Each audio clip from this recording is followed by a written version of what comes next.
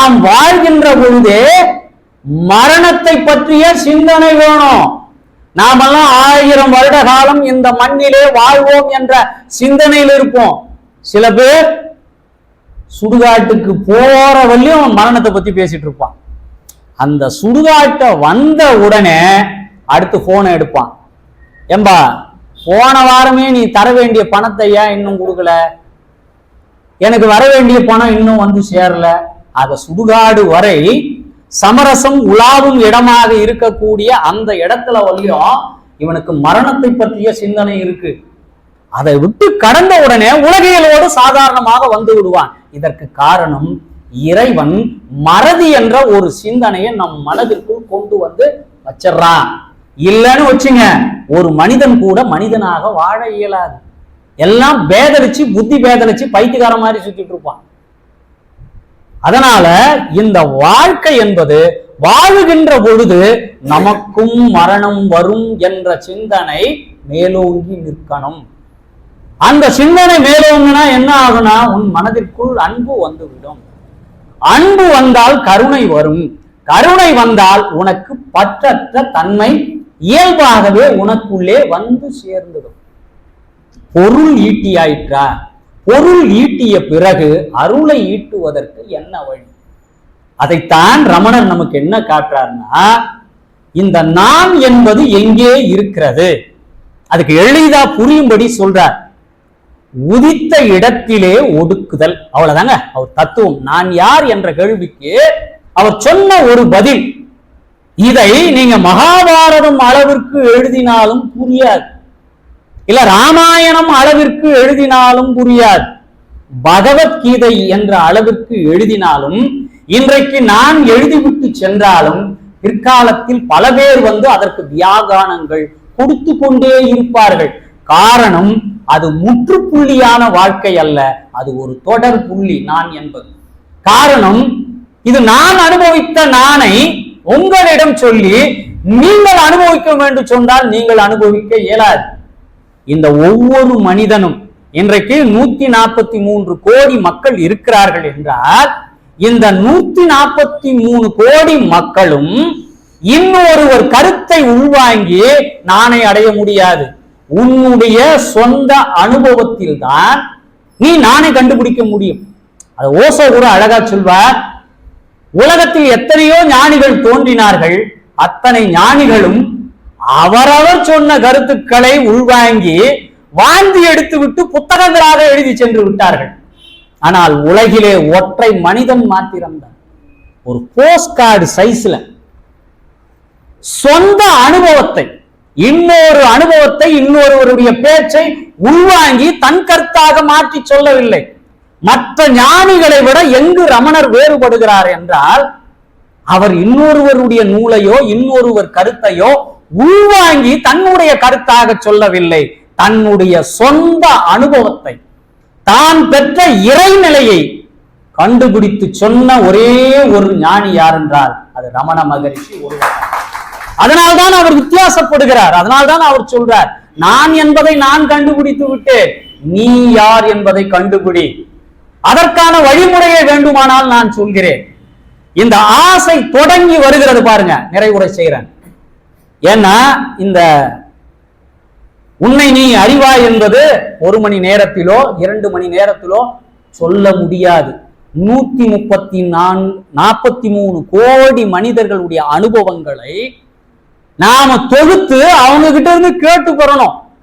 ஏன்னா ஒவ்வொரு உயிருக்கும் அனுபவங்கள் வேறு, ஒவ்வொரு உயிருக்கான பிறவிகள் என்பது வேறு. எனக்கு இன்னும் 1000 பிறவிகள் இருக்கலாம், ஒரு சில பேருக்கு அடுத்து ஒரு பிறவி இருக்கலாம். ஆக அனுபவங்கள் வேறுபடுகிறது. அதனால் ஒருவர் அனுபவம் இன்னொருவர் அனுபவத்தோடு பொருந்தாது. இப்ப நமக்கு எளிய முறையில ரமண மகரிஷி சொல்றார், உன் மனம் என்பது, நம்ம உடம்புல 4 இருக்குங்க அந்த கரணங்கள். ரொம்ப எளிதா புரிஞ்சுக்கிற சித்தாந்த வார்த்தைகள் சொன்னா புரியாது. மனம், மனத்திற்கு அடுத்த நிலை புத்தி, அடுத்த நிலை சித்தம், சித்தத்திற்கு அடுத்த நிலை அகங்காரம். இப்ப மனங்கிற நிலையை மட்டும் உங்களுக்கு புரிய வைக்கிறேன். இந்த மனம் என்பது என்னவென்றால் ஆசை தொடங்குகின்ற இடம். மனிதனுக்கு துன்பம் எங்கே தோன்றுகிறது என்றால் மனதில் இருந்துதான் தோன்றுகிறது. அது ஒரு நேரத்தில் ஒளியினுடைய வேகம் எந்த அளவிற்கு இருக்கிறதோ அதை விட பல ஆயிரம் மடங்கு வேகமாக செல்லக்கூடியது மனம். மனதிற்கு இணையான வேகம் உலகத்தில் எதற்கும் கிடையாது. எங்கெல்லாம் போய் சுத்திட்டு வரும். இப்ப மனம் தொடங்குது, தொடங்கின இடத்துல இருந்து அது என்ன பண்ணுது, அடுத்தடுத்த நிலையில போயிட்டு ரெக்க கட்டி பறக்குது. ரமணர் என்ன சொல்றார், பறந்துட்டு இருக்குது பாருங்க, அதனுடைய எல்லை அங்கிருந்து அப்படியே ஒரு யூ டர்ன் எடு, திரும்பிப்பார், அடுத்த இடத்துக்கு போகாத. ஒரு எல்லையில போய் நீ நின்று, ஒவ்வொருத்தருக்கும் ஒவ்வொரு அனுபவம் கிடைக்கும். அந்த எல்லையில் போய் நின்று முற்றிலுமாக திரும்பி வந்த வழியே போ. எந்த எல்லையில் நின்றதோ அந்த எல்லையிலிருந்து நீ வந்த வழியிலே திரும்பி வர ஆரம்பி. இப்ப ஒவ்வொன்றாக உன்னை விட்டு கழண்டு செல்லும். நீ தொடர்ந்து சென்றால்தான் உன்னோடு எல்லாமே பெருகிக் கொண்டே போகும். ஆனா நீ திரும்பிட்டீனா உன்னிடமிருந்து ஒவ்வொன்றாக கழண்டு கொண்டே வருகின்ற பொழுது ஒரு இடத்திலே சுழியமாக, அந்த சுழியத்திற்கு பெயர்தான் மனம். அந்த மனம் என்ற இடத்துல வந்து நீ நின்னுட்டினா உதித்த இடத்தை நீ கண்டுபிடித்து விடுவாய்.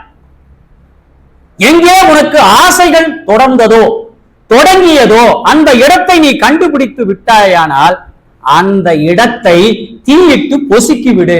அந்த இடம் வெற்றிடமாகும். வெற்றிடமானால் இறைவனும் நீயும் இரண்டர கலந்து விடுவாய். அவ்வளவுதாங்க.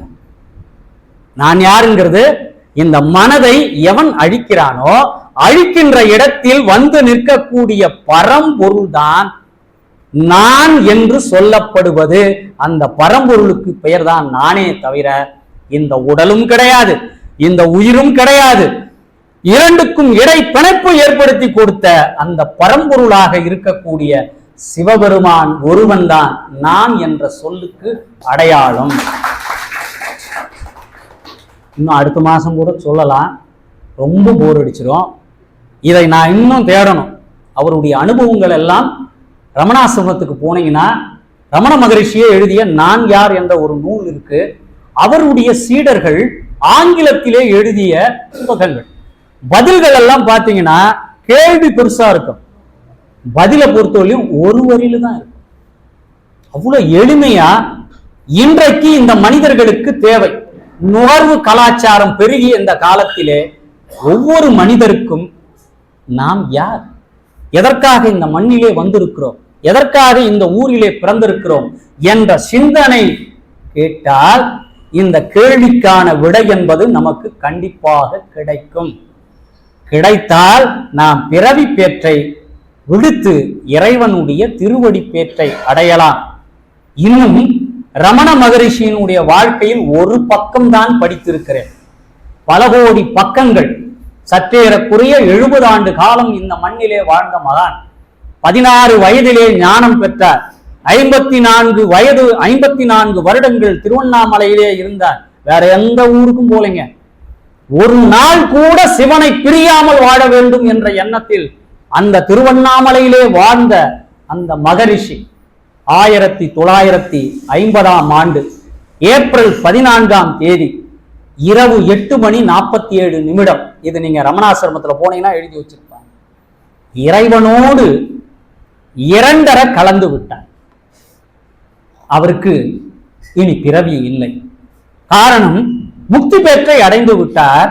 அந்த நேரத்திலே அவர் உடலை விட்டு உயிர் நீங்கிய பொழுது வடக்கிலிருந்து தெற்காக வானத்திலிருந்து ஒரு தீ ஜுவாலை கிளம்பி அந்த அண்ணாமலையோடு இரண்டர கலந்து விட்டார். பிறவி பெருங்கடலை அவர் நீந்தி விட்டார். இனி அவருக்கு பிறவி என்பதில்லை. ஆனால் அவருடைய அந்த ஜோதி நம்ம எங்க போனாலும் கிடைக்காத இறை அனுபவம். நீங்கள் ரமணாசிரமத்திற்கு போனாலும் சரி, இல்லை அண்ணாமலையாரை தரிசித்தாலும் சரி, அந்த திருவண்ணாமலையை வலம் வந்தாலும் சரி, உங்களுக்கான மனதில் இருக்கக்கூடிய சங்கடங்களுக்கான விடைகள் கிடைக்க வேண்டிய இடம். ஜோதிடரை நாடி செல்லாதீர்கள், உளவியல் நிபுணர்களை நாடி செல்லாதீர்கள், அண்ணாமலையாரை நாடி செல்லுங்கள். உங்கள் வாழ்க்கைக்கான அனைத்து விடைகளும் கிடைக்கும் என்று கூறி இவ்வளவு நேரம் பொறுமையாக இருந்து கேட்ட உங்களுக்கு என்னுடைய மனமார்ந்த நன்றியை தெரிவித்துக் கொண்டு உங்கள் திருவடிகளை வணங்கி விடைபெறுகிறேன்.